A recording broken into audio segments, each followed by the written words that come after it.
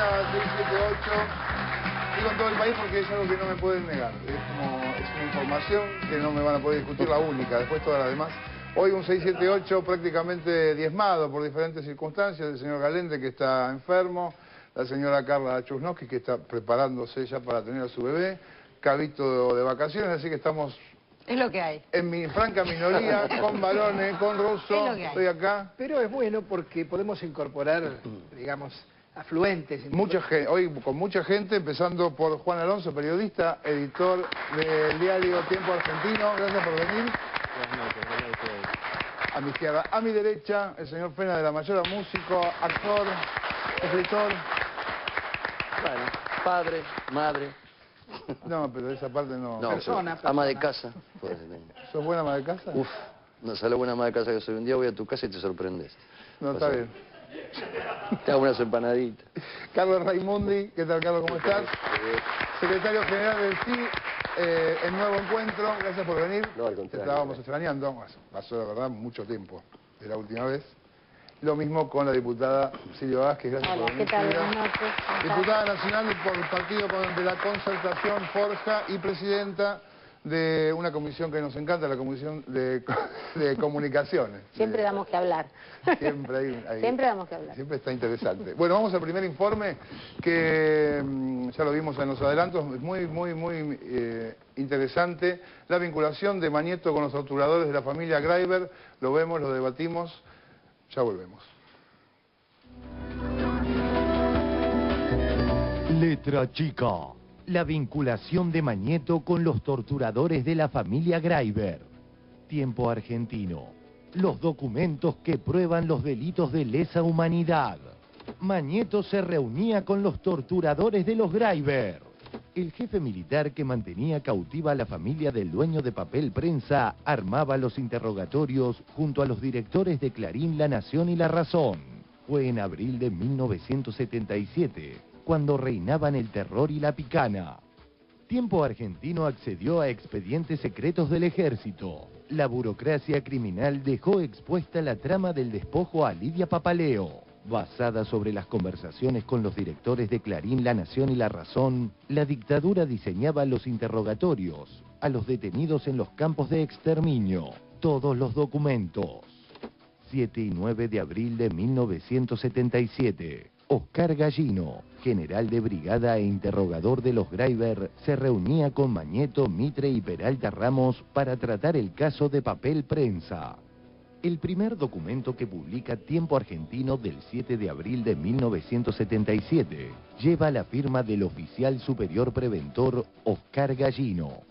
El militar estaba a cargo de la investigación. Un eufemismo para referirse a la sucesión de tormentos que se le practicó a toda la familia Greiber en el circuito Camps. El acta que refrenda revela que, mientras Lidia Papaleo era torturada, Gallino recibía a los directores y asesores letrados de los diarios La Nación, La Razón y Clarín, quienes concurren con motivo de la adquisición del paquete accionario del grupo fundador de Papel Prensa. Gallino era general de brigada, un represor salvaje. Desde febrero hasta abril de 1976 había desempeñado el cargo de subdirector del Centro Clandestino de Detención El Tolueno.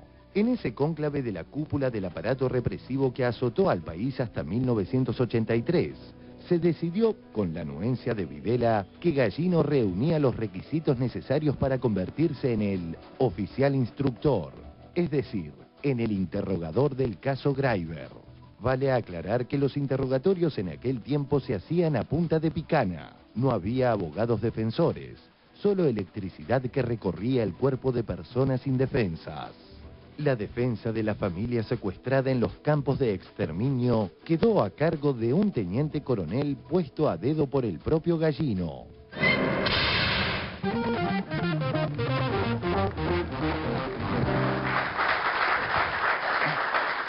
Bien, tenemos la suerte de tener a Juan Alonso acá, que junto con Cintia Ottaviano fueron los que hicieron esta investigación. Exactamente.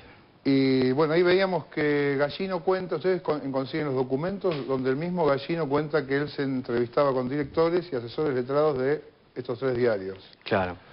Él no hace nombres. No, es lo que deja reflejado en esos documentos que forman parte de la burocracia interna del ejército, porque hay que acá aclarar qué rol cumple Gallino. Gallino es una especie de inquisidor en esta historia, es una especie de Torquemada, dirigido y designado por el propio Videla, ¿no? A diferencia de Camps, Camps era el que instrumentaba la tortura en los centros clandestinos de detención, y Gallino era el oficial instructor con una jerarquía importante porque en aquel momento era general de brigada. Estos documentos remarcan que el día 7 y el 9 de abril de 1977, Gallino se reúne con los directivos de Clarín, La Nación y La Razón y sus asesores letrados. Y el día 9, lo que es peor, a las 20 horas, ordena, según estos documentos que nosotros hemos publicado en Tiempo Argentino, en la edición del último domingo, los interrogatorios.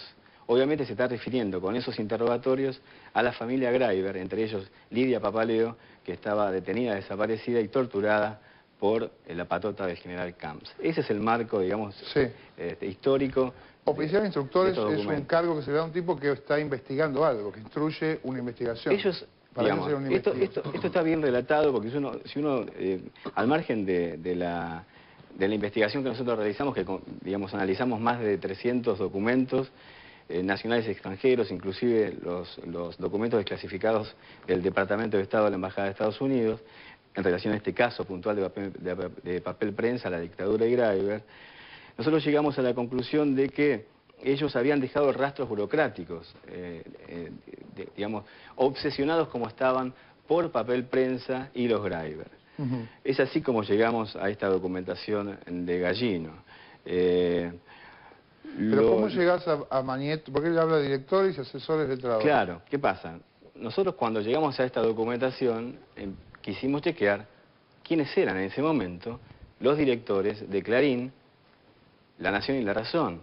Fuimos al boletín oficial y efectivamente desde febrero de 1977, Mañeto, Mitre y Peralta Ramos ya formaban parte de la cúpula de la dirección de papel prensa. Es decir, que Mañeto, Mitre y Peralta Ramos se reunieron con el inquisidor Gallino, que era un viejo represor conocido del ejército, hombre puesto por Videla en una reunión en Casa de Gobierno donde participaron el jefe de la CIDE en aquel momento, el jefe de la Policía Federal y Camps.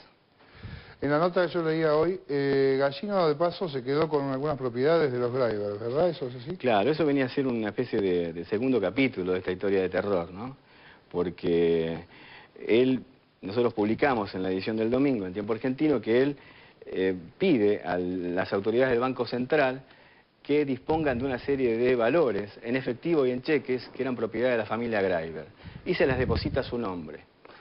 Alrededor de 3.173.000 pesos de la época, más unos $21.000, digamos. Ese dinero en efectivo, entre cheques y dinero en efectivo, esos pesos de la época equivaldrían a, digamos, a valores actuales, más o menos se podían comprar hectáreas en la zona más rica de la Pampa Húmeda. En aquel momento, una hectárea, por ejemplo, en la zona más rica de la Pampa Húmeda salía a $3.300, por ejemplo, ¿no? Es una especie de vuelto que se llevan estos señores en el medio de este clima de terror, ¿no? Recordemos que, según la carta de Rodolfo Walsh, para esa fecha ya habían desaparecido 15.000 argentinos. Claro. Diputada Vázquez.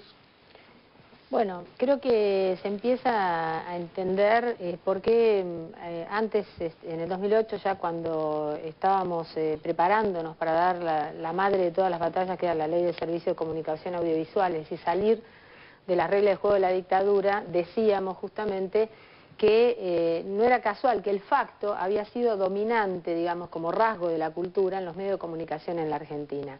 Y que no era casual que habían pasado 25, 26 años sin que eso pudiera ser tocado, sin que de eso se pudiera hablar, porque efectivamente datos, rastros, sospechas, indicios sobre que estas cuestiones habían sucedido, podrían haber sucedido en el momento de la transmisión de papel prensa, de la propiedad de papel prensa, estaban, circulaban. El tema es que, como conversábamos con él un poquito antes de empezar el programa, me parece que no había habido, no sé si condiciones, pero fundamentalmente creo que no había habido coraje en la dirigencia política argentina para afrontar una cuestión de esta naturaleza. A mí me parece central que en este momento de nuestras vidas la verdad se interrogue sobre la verdad de las cosas. Que hayamos puesto de vuelta sobre el centro del escenario si es verdad o no cómo sucedieron las cosas y dejemos de mirar para el costado, me parece central para la salud de las instituciones argentinas para adelante. Así que creo que la investigación que se está haciendo, por un lado en la justicia, que también es muy saludable la decisión que la presidenta toma en ese sentido y muy atinada, dividir la cuestión, hacer que se investigue en el terreno de la justicia, pero también resolver el presente y el futuro. Es decir, no solamente es la búsqueda de la verdad en sí misma, que como valor estamos perfectamente habilitados para hacerla y nos sentimos con dignidad como para hacerlo, sino también resolver esta situación para adelante y mostrarle al conjunto de la sociedad los efectos concretos que esto trae en la manipulación de la opinión pública, en la manipulación de la información y fundamentalmente en cómo se armaron los monopolios mediáticos, porque esa transmisión de papel prensa fue el detonante del crecimiento económico de Clarín, es decir, el gran salto de Clarín se produce allí. Que las conversaciones de estos tres personajes existían, no solamente, digo, es a partir de esta investigación, el propio López lo dice, José Ignacio López en su libro sobre Mañeto, también habla de la cuestión, y a José Ignacio López, más allá de lo que ahora esté diciendo, hay que leerlo en los silencios. En ese libro, en aquello que no dice, en aquello que calla, pero que se está refiriendo al periodo más sangriento de la dictadura y a cómo pactaban, porque él da cuenta de las reuniones que tenían los directivos de los tres diarios con los represores, de modo tal que uno, ¿qué puede suponer? ¿Qué cree la gente que puede suponer que en ese contexto de represión podía suceder? Yo pensaba en eso, ¿no? Que nos sorprende, no sé, Raimundi, quien quiere hablar primero de este lado. No, Esto es sorprendente, decís, wow, uy, qué loco, mirá lo que estaba pasando, no lo puedo creer. No, la verdad que hay inclusive en la investigación del diario Tiempo Argentino, no en esta edición de hoy, sino en anteriores, sale la copia de una tapa de Clarín, donde la empresa en una editorial dice, para poder hacer esta operación nosotros hicimos una previa consulta con la dictadura. A nadie le podía sorprender que una consulta con la dictadura era exclusivamente en términos empresarios, era un pacto de silencio. No es que la dictadura dijo, te dejo hacer esto, pero después si vos ves que yo torturo, no hay problema, informalo.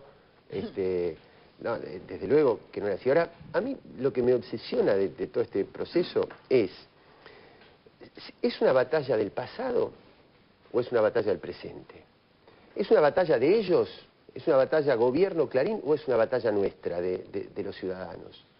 Esto me parece central, porque ¿para qué había esta conexión con la tortura, con la represión?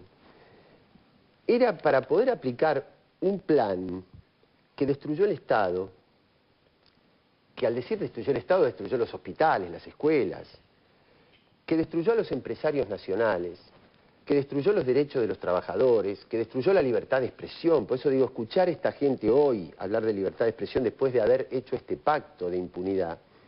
Ahora, gracias a eso, hoy mi hija tiene que remontar en la escuela estatal la falta de presupuesto. Recién ahora se está remontando eso. Esto es un problema de todos, es el país que nos dejaron y que estamos sufriendo hoy y que recuperarlo nos cuesta hoy. Por eso ni es una batalla de ayer, sino que es una batalla de hoy, ni es una batalla de ellos, sino que es una batalla nuestra.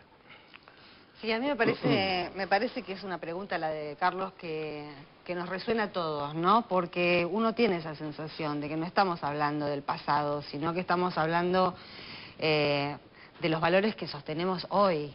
Cuando, por ejemplo, hay periodistas en TN que se pusieron a tratar de desacreditar a Osvaldo Papaleo, por ejemplo, ¿no?